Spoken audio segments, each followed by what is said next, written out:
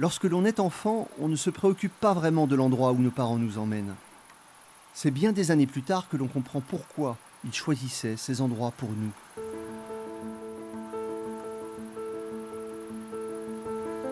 Ma grand-mère avait cette maison pas très loin de Nevers, juste en face de la Pointe, là où la Loire et l'Allier ne font plus qu'un.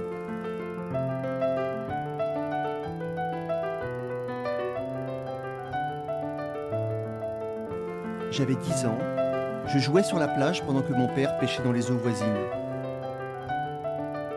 Ces plages me semblaient immenses, du sable à perte de vue, la rivière infranchissable. Ces lieux fantastiques étaient pourtant incroyablement vides. Où étaient donc les gens ?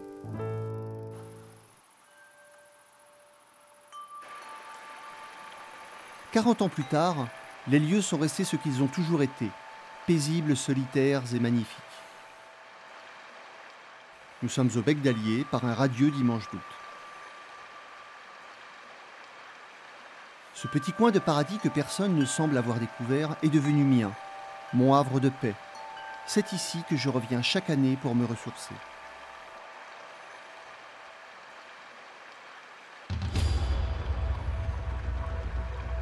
Ces lieux grandioses et mystérieux, nous ne savions pas si nous devions les aimer ou les redouter. Nos parents nous mettaient en garde contre les courants qui entraînent, les bancs de sable qui s'effondrent, les remous qui bousculent. Nous devions être vigilants.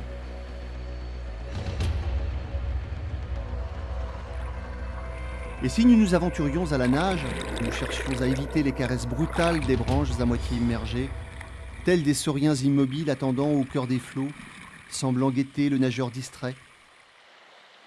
Il nous fallait apprivoiser ce coin de nature pour mieux en faire partie. Pourtant, à l'endroit même où l'eau de l'Allier paraît si claire, si pure, si accueillante, qui se douterait de la force de la rivière ? On en oublierait presque qu'elle est une bâtisseuse qui remodèle à chaque saison, au rythme des crues et des décrues, le paysage environnant. Creusant ici des nouveaux filets de rivière, recouvrant par là-bas les bancs de sable, s'invitant souvent au cœur de la végétation pour s'en retirer un peu plus tard en la laissant verte d'une jeunesse sans cesse irriguée.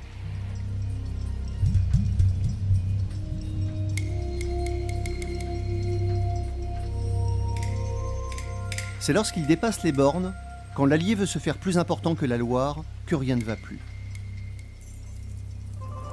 Les crues des dernières décennies, pourtant impressionnantes, sont sans commune mesure avec celles que nos ancêtres connurent au XIXe siècle. Celles de 1856 et de 1866, élevant le niveau de l'Allier à près de 5,50 m, sont toujours consignées dans les registres préfectoraux.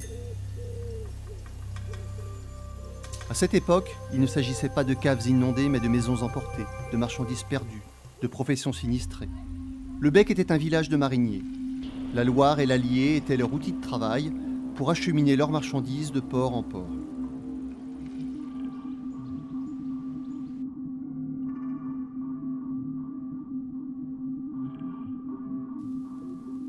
Quelques témoins de l'histoire, sous forme d'inscriptions sur les cheminées, de girouettes qui surplombent les toits,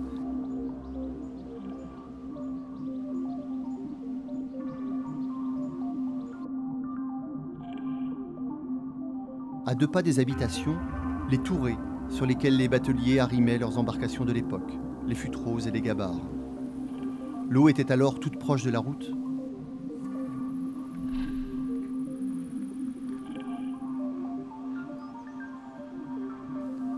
Au fil des siècles, les riverains ont appris à être prévoyants, construisant et renforçant les digues et déversoirs indispensables pour protéger le village des assauts de la rivière.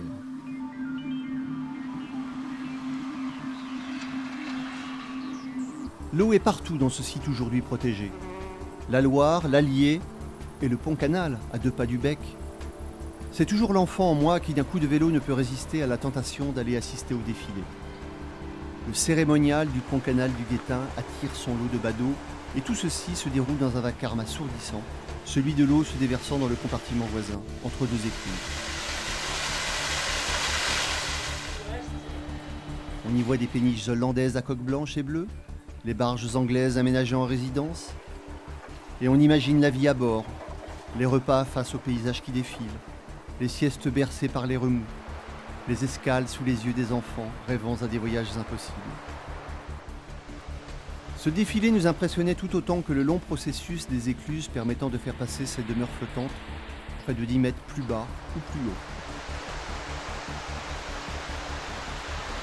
Et cette cascade sous le pont-canal, l'eau et ces tourbillons qui t'attrapent les jambes et te recrachent un peu plus loin, te font valser dans la bouée avant de te remettre dans le courant qui te permettra de rejoindre un peu plus bas le bec d'Allier que tu viens juste de quitter.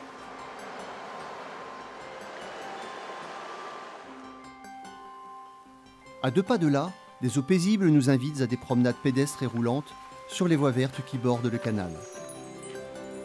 C'est le point de départ de la Loire à vélo, itinéraire cyclotouristique qui s'étend sur 800 km jusqu'en Loire-Atlantique.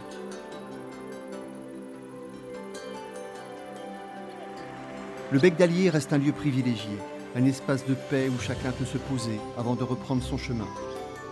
Je m'y retrouve, moi, dans ce petit coin de paradis, isolé du monde. Je redeviens l'enfant qui regardait l'eau jouer avec le soleil, tout en contemplant l'étendue des plages solitaires. Je suis chez moi.